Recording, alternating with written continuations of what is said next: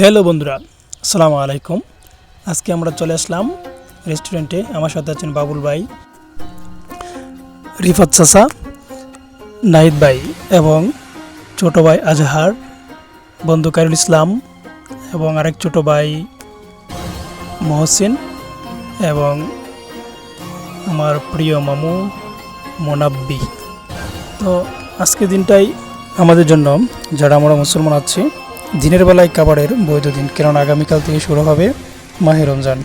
তো আশা করি মুসলমান ভাই ও বন্ধুগণ, আপনারা যারা আমার ফ্রেন্ড লিস্টে আছেন বা এই ভিডিওটা দেখছেন, আগামীকাল থেকে আমরা যাতে মাহে রমজানের হুকুম এবং আহকামগুলো মান্য করতে পারি এবং রেস্টুরেন্টে মাহে রমজানে দিনের বেলা যাওয়া বন্ধ করি।